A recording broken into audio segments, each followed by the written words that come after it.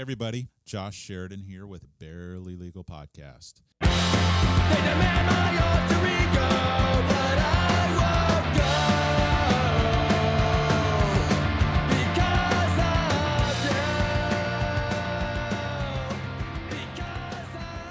you. So today on the show is one of my favorite people in the world, Maj Vasigh. Am I saying your name right? It I've is. only known you for 10 years, and I'm asking you if I'm saying your name right. It is actually Vasigh, but it's been bastardized over the years to Vasigh. What was it that did you tell me someone was called you Magic? Oh, I had my stage name is Magic Versailles, like the Palace of Versailles. I used to get mail that just said Magic Versailles. Magic Versailles, man. Yeah. I love that. Yeah. It sounds like who's the rapper? Like old one of the Kardashians is. I can't remember his name. I mean, it sounds like a male stripper name, I which was I'm going to fine say, you said stage name. I just Yeah. presumed it was music, but I guess I could have gone. Anyway, Maj is a buddy of mine. with. Definitely not a stripper. Well, there's a market. I think you have a market that you appeal to, just like me. Yeah, it's not down the middle. It's a little bit left of center, but you know, Somebody out there likes us. there's at least one person that says they love us. So It's that's enough. yeah. I It's mean, enough for me. we got to keep the bar low. But anyway, Maj is a friend of mine. He is a fellow attorney. He does primarily criminal defense work. His office is your office still down in Channelside? Channelside. Yeah. So an amazing attorney, an amazing person, sharp wit, sharp mind, very into politics. I love him because he's not afraid to go you know, they say full retard. And, what was that movie? The Vietnam movie. Yeah. Tropic Thunder. But he just he's game. He's game for the battle. So Well, thank you. That was the nicest thing anyone's ever said about me. I wish I could have you as my hype man everywhere. You know what? The second nicest thing, I just on Facebook recently, everybody was lavishing your wife with praise, and I was trying to be the dissenting opinion and give you some accolade. Thank you. Real knows real. Yeah. Well, you and I think we always get how lucky we are that we're married to who we're married to, and at a certain point, I have to tell Brian Camerino I get the point that you're making. It's understood. Right. Yeah. I'm out kicking my coverage. I'm not offended. If anything, it's a compliment. Right. Just means that we're so persuasive. Well, it's funny because now that we're talking about it, people have different ideas what it means, and it's never the first thing that you think, or the second thing that you think. Well, in my case, so this is radio, so people can't see me, but I'm a smaller in stature guy. I'm like 5'6" on a good day, and I like to think that that my wife chose me because there are so many, women out there and men, I suppose, who just don't. They have a line. I'm not going to go below 5. So like 50% of my market is automatically out, right? Yeah. I just as a woman, I feel like that's maybe a good selling point. Yeah.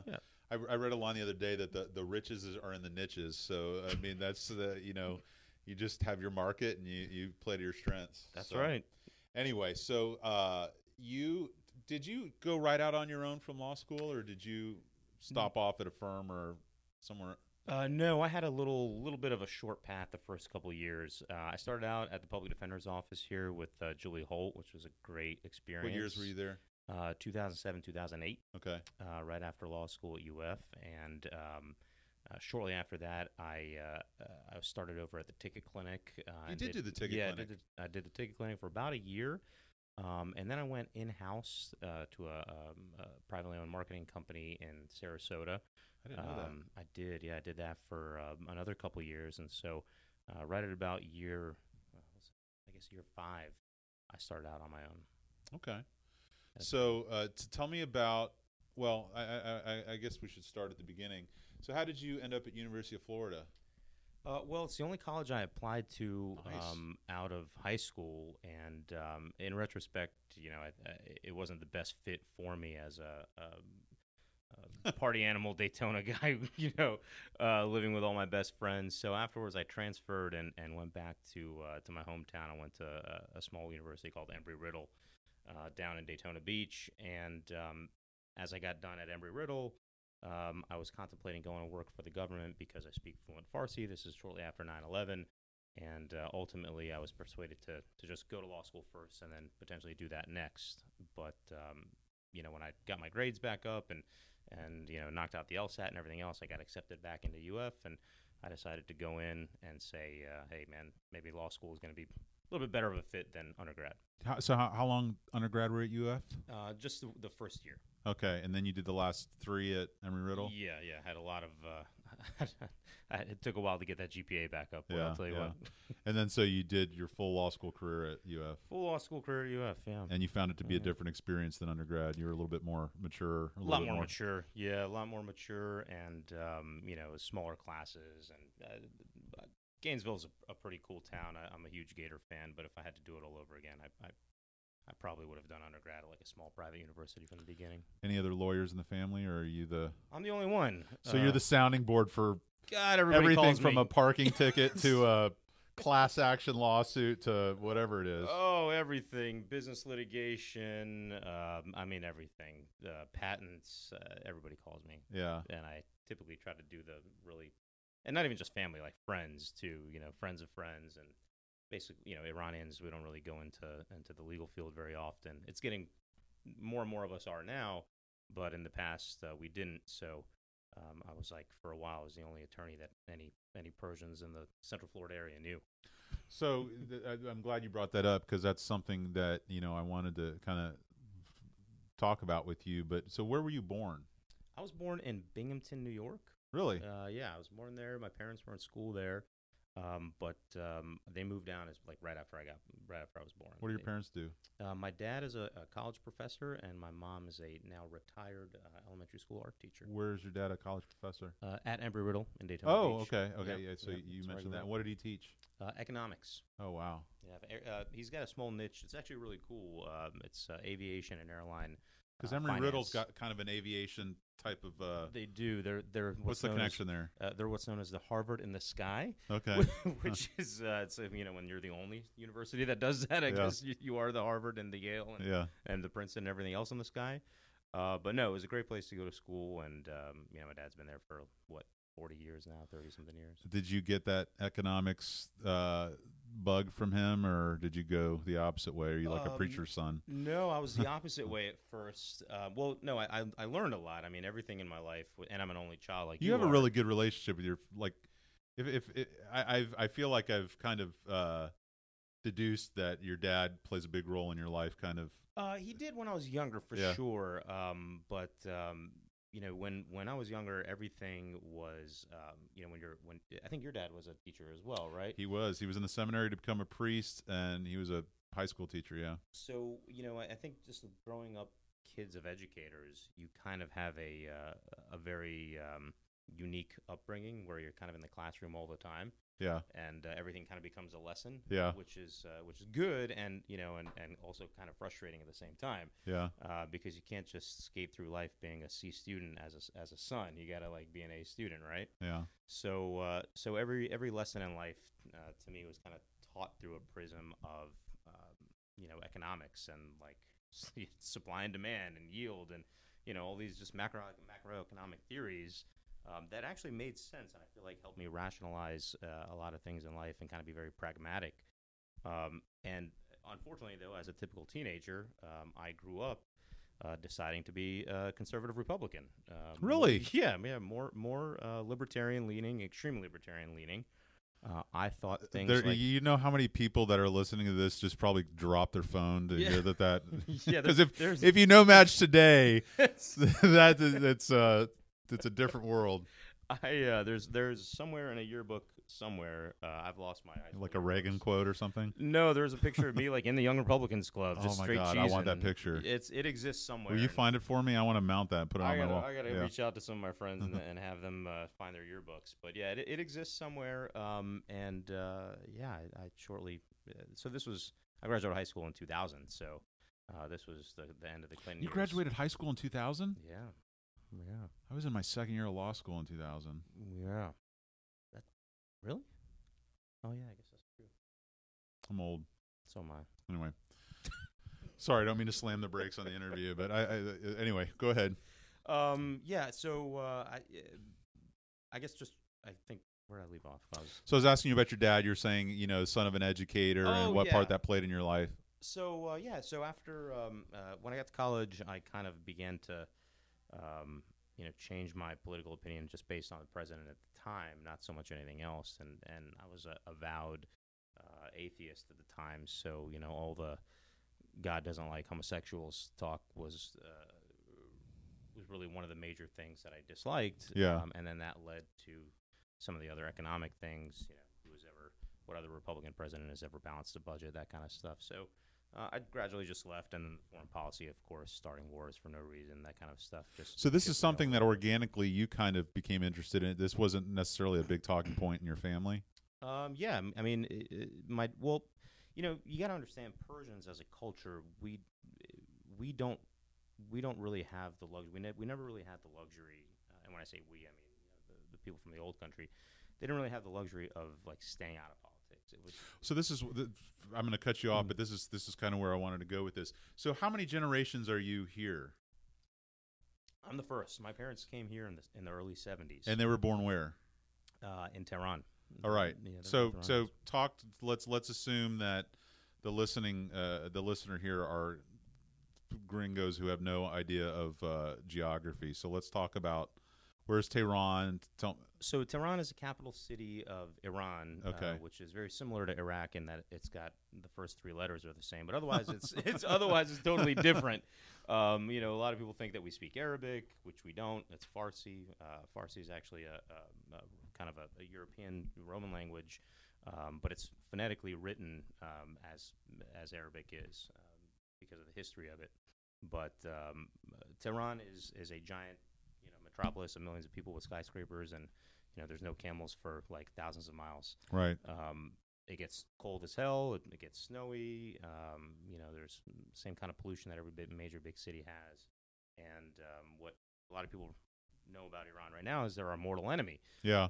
But what most people don't realize that are kind of our age and younger is that Iran and the United States actually used to be really good allies, to the point where my parents, when they came to the United States, they came on a U.S. Air Force cargo plane, transporter plane, because my grandfather was in the Air Force in Iran, and they were allies. So they got a free flight through a hookup to come to the United States to go to college, and they took it. And while they were here, in 1979, everything kind of changed, and they had a revolution and a coup in Iran where they ousted the what was called the Shah, the king of Iran. It was a monarchy. And that was replaced by a guy who promised democracy. But he promised democracy through a theocratic, Islam-based democracy, because I guess his premise was that the Shah was too westernized and was in the pocket of the United States, and so on and so forth. And in order to preserve the dignity and sanctity of their territorial boundaries and everything else, they've got to go full, no separation of church and state. And who was that? That was a guy named Ayatollah Khomeini. Yeah. Yeah, he was kind of a big deal back at the time, and he was living in France at the time, and he came back on a plane and started chopping people's heads off. Yeah, yeah. and then that was around the time that I became aware of politics, foreign politics. Who was the U.S. president at that time? Was that? It was Carter. So who was president? I think he might have. I think I might. Was it Ford before Carter? It was Ford right before I Carter. think Ford might have been when I was born. That 'cause I was born in '75. Yeah, and then Carter was like 76 or 77. So anyway, but I just remember. It's funny because Ayatollah Khomeini, Muammar Gaddafi, these people. I remember Mad Magazine and Garbage Pail Kids. There was always some probably now culturally completely inappropriate cartoon about these people. They were evil superstars. Yeah, exactly. The big golden chairs. The boogeyman. Stuff like that. So and then in '79 they had the revolution. And the nuts part was that my personal experience and my father's personal experience is that when he was up in college in upstate New York in Binghamton, they he was hated by everybody, right? Because the revolution happened, and they took however many couple hundred American citizens who worked at the embassy hostage, accusing them of being spies, And although no one was killed, they were still hostages for a year. Right. And my dad didn't agree with the Shah, and he didn't agree with Khomeini. But as a student here, he was, he was kind of subject to, like, he was in the middle of his PhD program, and so he couldn't leave because if he left, he couldn't come back. But he couldn't necessarily. It was difficult for him to stay because they had frozen all of the Iranian people's assets, which was part of the Obama deal that happened, a few years ago. Right. That a lot of people don't know about. So at one point, after the hostage crisis was over, my dad was interviewed by the student newspaper, and they had asked him a bunch. The interview was a few hours long, and he was very thoughtful and had a lot of answers. And but the headline was a portion of an answer that he had answered, which was, he says they asked him how he felt about the hostage crisis being over, and he said, I'm very happy because, the hostages were released, and in many ways, some of us Iranian students are also hostages here. We can't go see our families, and we can't do anything else, and we're hated if we don't like the Shah. We're hated if we don't like Khomeini. Like there's no win for me. I can't satisfy anyone. And the headline of the paper was Iranian student, we were the real hostages. Oh my God. So it was almost like McCarthyism in a weird way over there. Yeah. Right. So did that mark him? Was he like? So yeah, then that ended up setting off a series of events where they had to like move from house to house and house, and to give you an idea of how long that stayed with him, in 2003 when we invaded Iraq, I was at Embry-Riddle, and it was a very conservative campus, conservative school, and I was only 3 years removed from being conservative, but there was no like Democratic organization on campus at all. They didn't even have a college Democrats. Right. So I started one. And in so doing, I ended up protesting George Bush coming to the Daytona 500 for his reelection campaign. And in part of that, I had a letter writing campaign. I had an editorial published in the paper, that kind of thing. And when my editorial was published in the paper, my dad's friends started calling him because I didn't even tell my dad I was doing it. We didn't really talk about politics that much when it came to the war outside of our own home. So. The paper got published, and he came home and just we sat at dinner one day and just lost it on me. Really? He was furious because he was afraid that you'd done to yourself what he did. What I did, what he did to himself, right? And then so I thought what's the big deal? And that night we started getting phone calls. Oh man! And but here's the thing. The phone calls we got ended up all being good phone calls. Yeah. But like this was back when pre-iPhone, people could just look you up in the paper, and if you look you up in the white pages, and there was only one Vasigh in there, so they just called my parents' house. So we had a bunch of voicemails from like angry, happy people that I wrote that. Wow. And that's kind of cool. I mean, that's yeah. But he was pissed. So politically, are you guys on the same page now, or? Yeah, pretty much. I mean, you're probably a more extreme version of No, to be no? honest with you, I think he's more extreme. Really? Yeah. It's funny because that's my relationship with my dad. You and I are kind of similarly situated, and my dad was too. But I mean, my dad in his 70s was out protesting. He was out because they lived over in St. Pete. It's Sundial now, but I forget what it was called before. It was a Sundial Centro. I forget what it was called, but.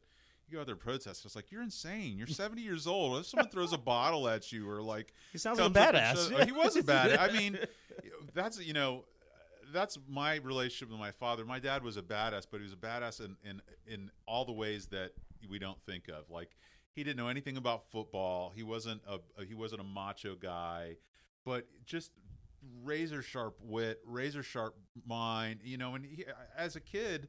He would talk to me about Camus and Sartre and Nietzsche and, Immanuel Kant and all this stuff. And, it's so formed who I am today. And, and also my relationship with my son is, what does being a man today mean?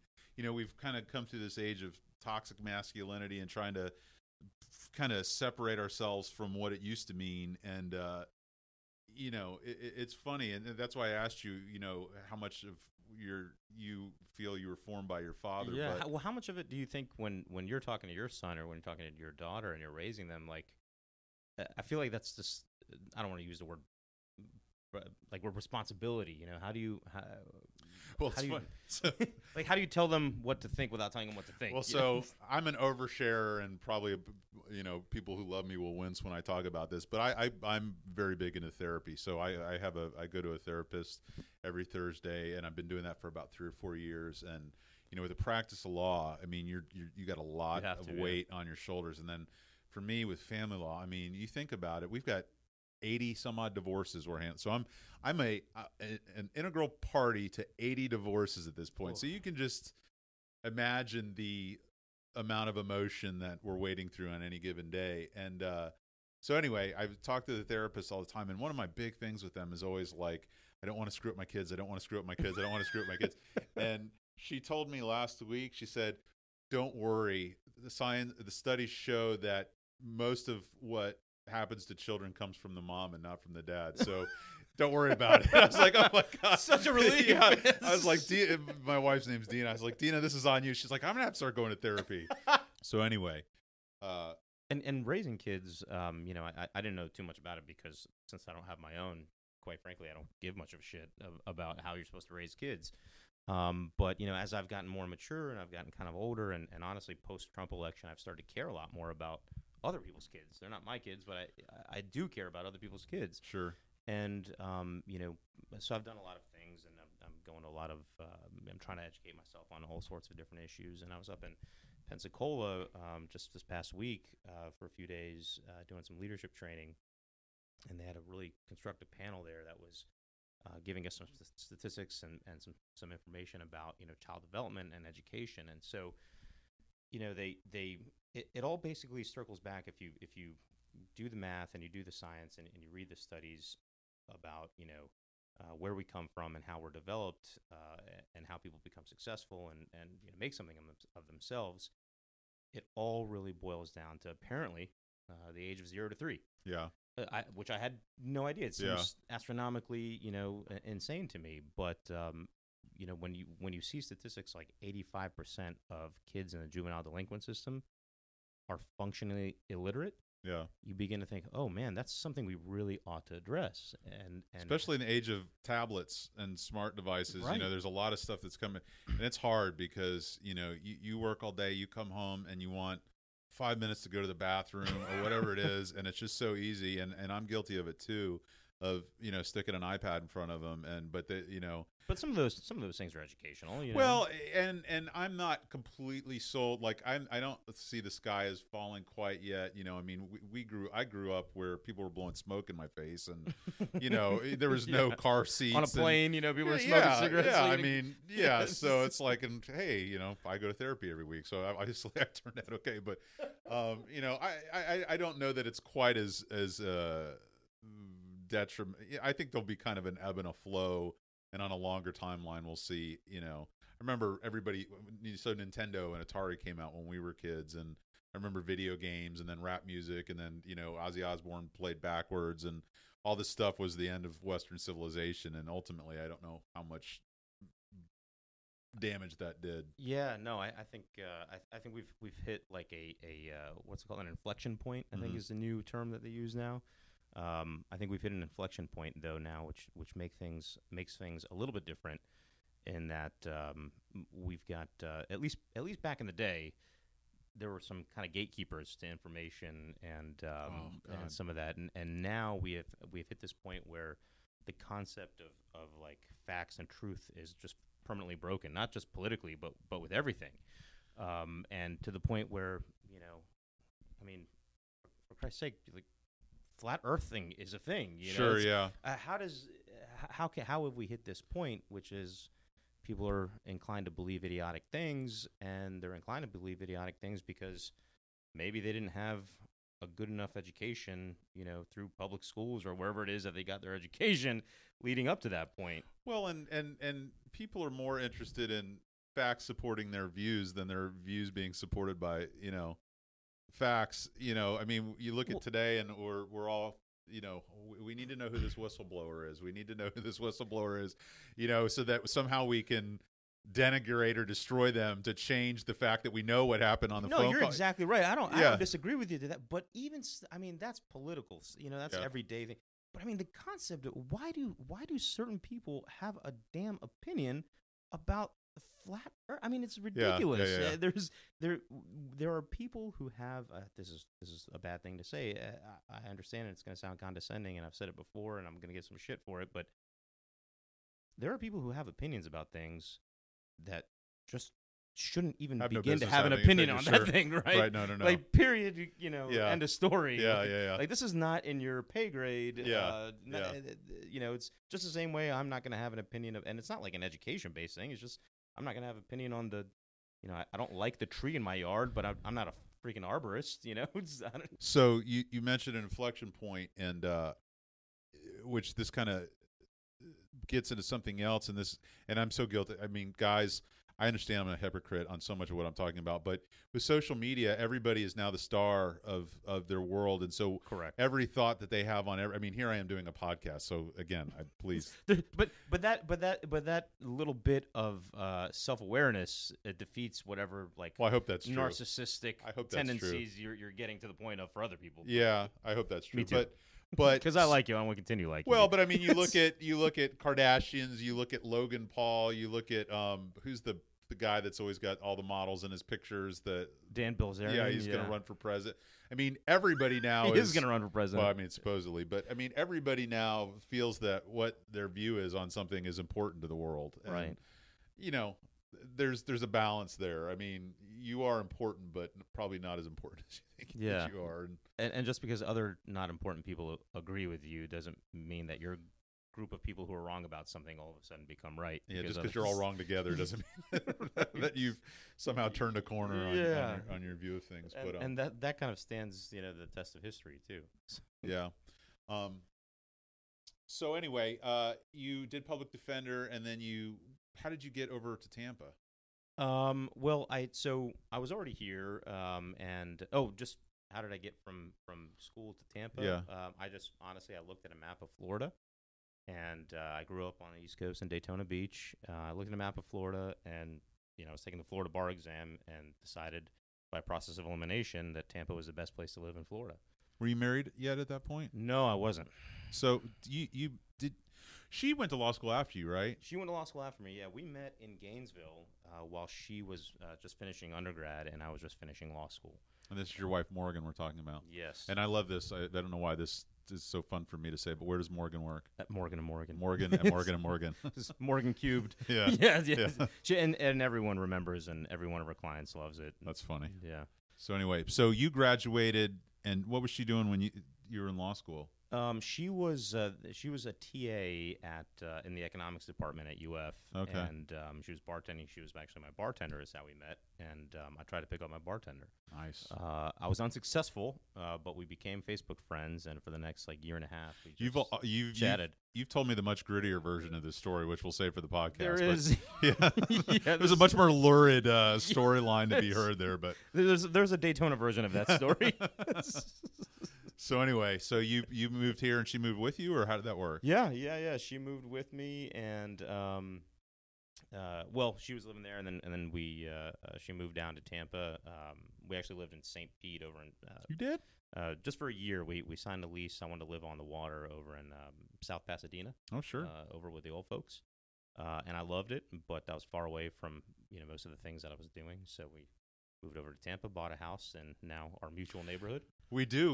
We both live kind of near MacDill. And it was funny because when you were talking about Iran and wars and all this other stuff, if you live in the Ballast Point area, sometimes you hear air traffic over MacDill. And anytime I'm hearing a lot of jets flying their patterns, I like to text Madge and ask them who we're going to war with. So, it's like they're gearing up for something. Yeah, either that or either an air show or something. But for the most part, my understanding is that, and I did one of these other events down there and did a whole tour of MacDill, and I think what they mostly fly are those refueling tankers. Yeah. And apparently they just fly them out of MacDill all the way to the Middle East to refuel, planes in the air, and then fly all the way back. It's crazy. It's crazy that, like, what is there? Like, Nuts. Is Central Command still there? Still there, yeah. If you look at it, if you really want to, dig in deep. If there's a nuclear war, we're done. I mean, they're... Yeah, for sure. Yeah, but I mean, that would happen if we were in Orlando or something. Yeah. So, I mean, it's all just a matter of... but at least we'll go first. First, we vaporize into yeah, thin air. yeah. We won't feel it. We don't have to, try and Mad Max it for a few months after the fact. I don't even bother with it's we're all we're gonna burn real fast. Yeah.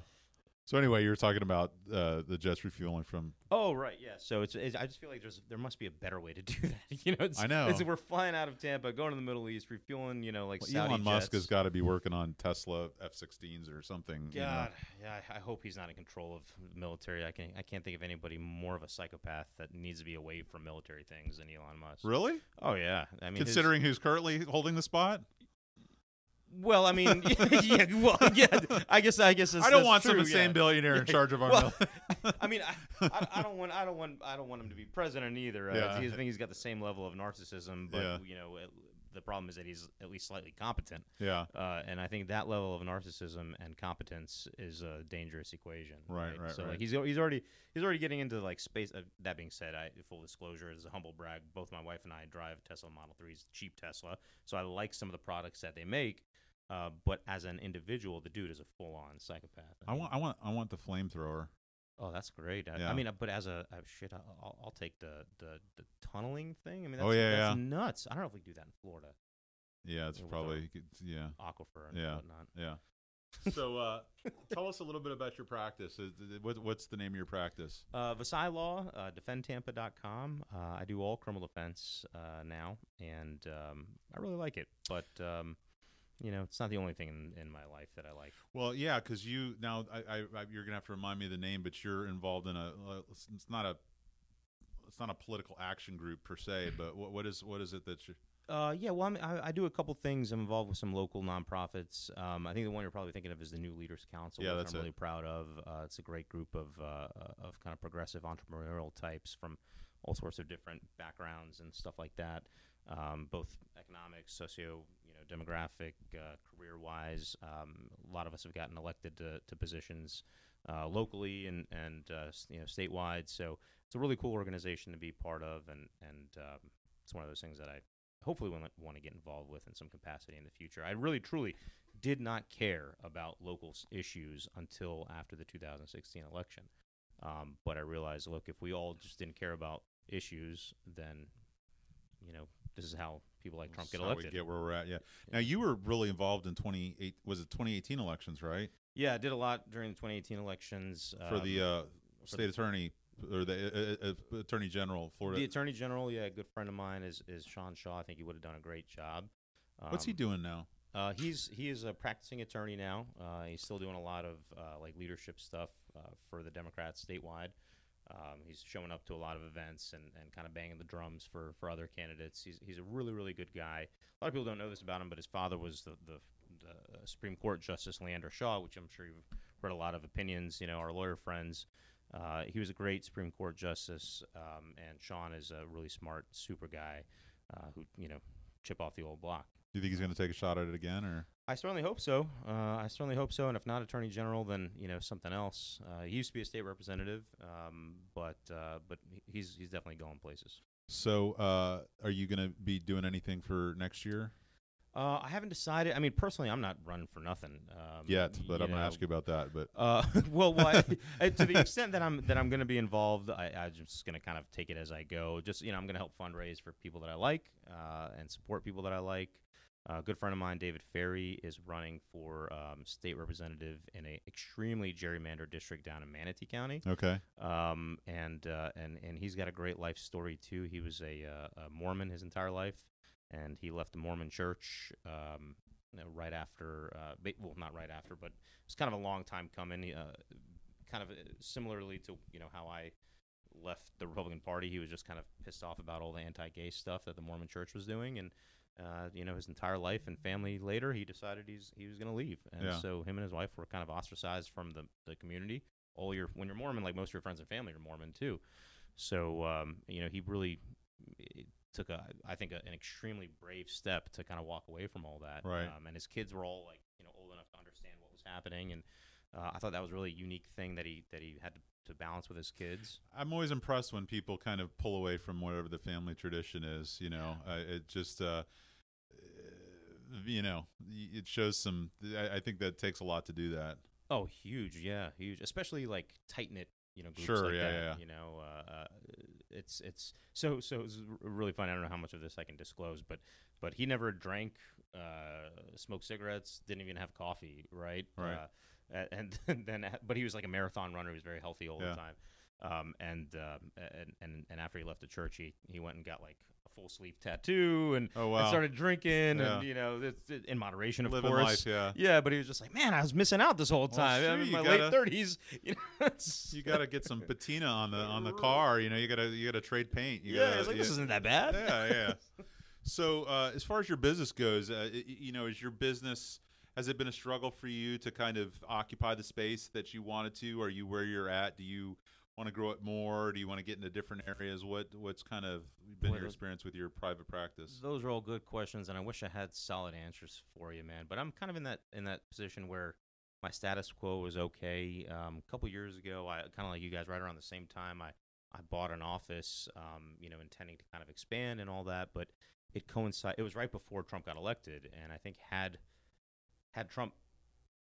I know this maybe sounds like a bit of a series of excuses, but I think had Hillary Clinton become elected, I just wouldn't have cared as much about politics again. Right. And I would have just focused on my The business, business. and becoming a successful money-making enterprise. Right. So I bought the office in the summer of 2016. Obviously, the end of the world happened in November 2016, and I just I began to kind of alter my focus. So now I've got this incredible 1,500 some square foot office space in Channelside It's that I beautiful really love. too. I love it. Yeah. But it's kind of not. It's too much space for me. It's something that I don't even really see myself growing into, and I kind of want to just take a step back and gradually transition into something a little bit more day to day, life changing for the world and not just myself. So as far as aspirations, like, do you have big plans for 5 years from now, 10 years from now, that sort of thing? I mean, are you going to take a swing for the fences in any regard, politically or legally, or?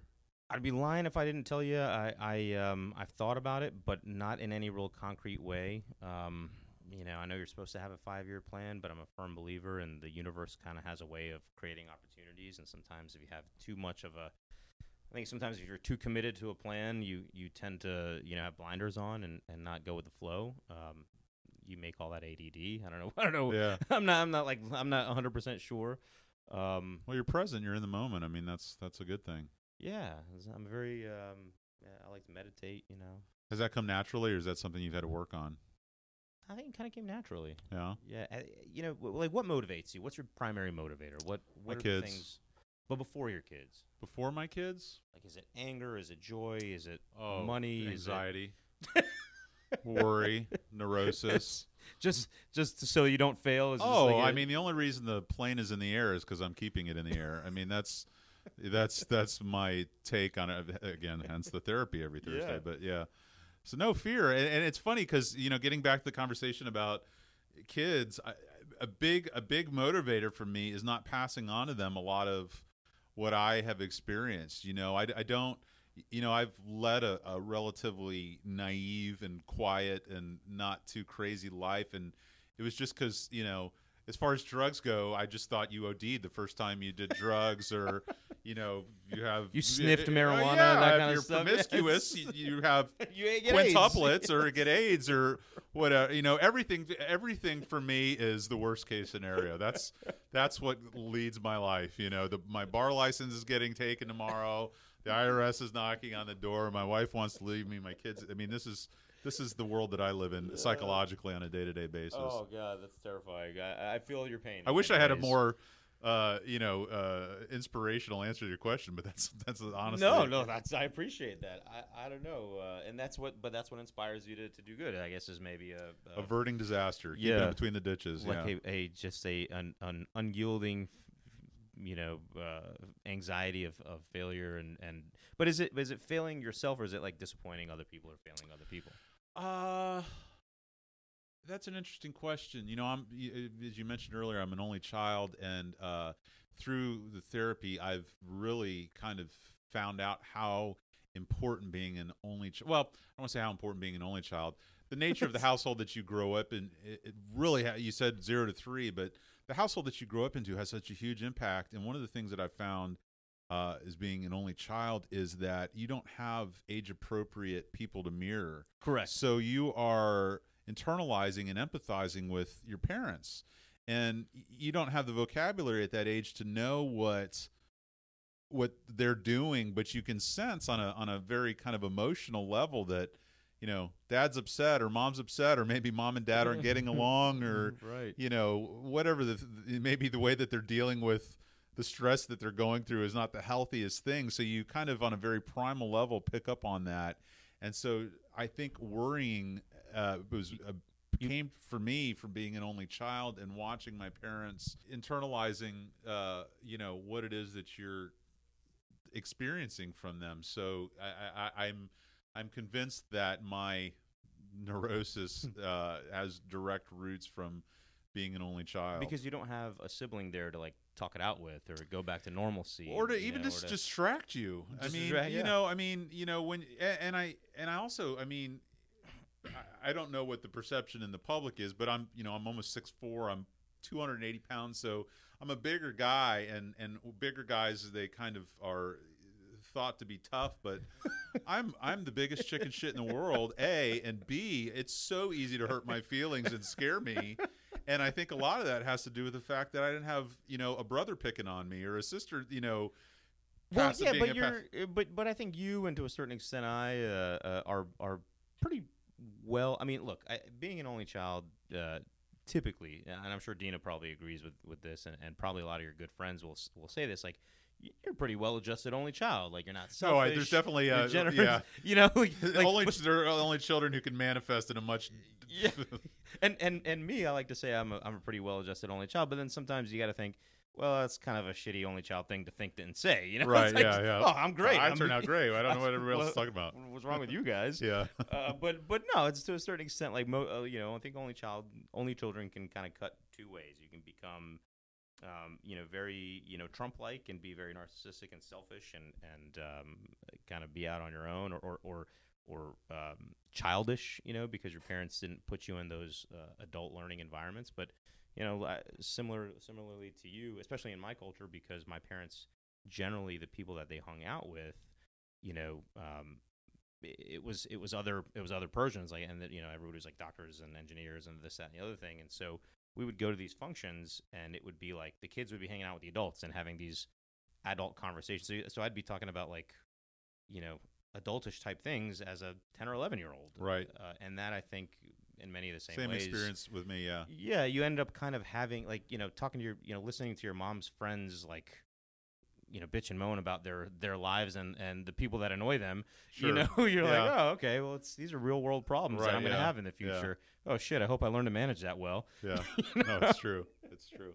It's true. But it also, I think, helps you become more compassionate towards, you know, some of the other problems that people have, which. Yeah, I think, again, you know, kind of our views politically and, you know, our experience of the world lines up a lot. And I would not be surprised if a lot of that had to do with kind of our upbringing in that way. It is, and when you look at it right now, I mean, there's a clear distinction between. I think, you know, not to bring the conversation back and relate everything back to politics, but it's good if you do, because we're getting close to the end here. So. But it's important, you know, in that there are some issues that I would think are not like political issues, and the internet makes them become political issues. Yeah. Right. And one of the major ones that's happening right now is this deferred action for childhood arrivals, DACA, right, where Obama signed into law basically saying, you know, if you're under 15 and your parents bring you into the United States as an illegal immigrant, but you get your high school diploma, you stay out of trouble, you know, all these other things, you didn't make the decision to break the law. Your parents made the decision, and they brought you over, right? So, you know, you deserve to have some life here, right? You can't just go back. You don't speak the language of your home country or whatever. So fill out the paperwork, do everything right. We'll give you a work card, and you can work legally. You can get a driver's license and be a functioning member of society, pay your bills and whatnot. And basically, these kids are now adults who are Americans for all intents and purposes. And we're now, you know, having this discussion of, and I see people who I know and at least used to respect saying, well, you know, tough shit. Yeah. Send them back. Yeah. You know, there's got to be rules. Yeah. I mean, you can't punish human beings as human being adults for the behavior of their parents when those human beings were too young to form the criminal intent necessary for this. And that's how is that how inhumane or how much lack of compassion and empathy do you have to just say, well, tough, man, shit, go back to where you came from. Did you read his emails? What's that? What's his face? The Duke lacrosse guy that's on the cabinet for Trump. Oh yeah, Stephen Miller.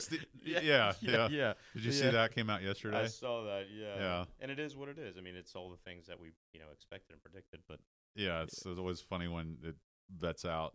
Yeah, it's what did Andrew Gillum? I had some disagreements with him, but what did he say? He said, "Look, I'm not saying the president and this administration are racist. I'm just saying that the racists say that he's a racist." yeah. That's pretty telling, Funny how that works out. Right. Anyway, well, thank you for coming today. It's been a blast. You gave me everything I was hoping for, but obviously I think I could do another couple hours with you, so hopefully you'll come back. Yeah, I absolutely love it. I thank you for having me, and the last thing I want to say is Epstein didn't kill himself. I think I told you. So one of the running jokes with Nicole and I is like every day I want to change the name of the podcast. At first it was lawyer jokes, and now it's barely legal, which everybody thinks I'm like some weird porn person. But I was actually wanting to do the Epstein files and just have an hour-long conversation with everybody on whether or not Epstein killed himself. I think if you change it to Epstein didn't kill himself, you're going to get like more searches. I'm going to change it to Epstein didn't kill himself, and then it's going to be a picture of the Real Housewife yelling at the cat, and I'm going to I'm going to destroy the internet. It's going to be amazing. Do you think he killed himself? Absolutely not. No So way. who killed him? Oh man, one of a number of different people. Well, that's just it. Is everybody saying it like they know who did it, and it's like that could blow up in a lot of people's faces. Yeah, I don't know I think pedophilia doesn't have a political ideology. Yeah. It's another one I think we could all just agree on. We can join hands across the aisle for right. Yeah. It reminds me of the Big Lebowski. Anyway, well, thank you so much for coming. I appreciate it, and I hope to have you back. Thanks, man. All right, Cheers. Take care.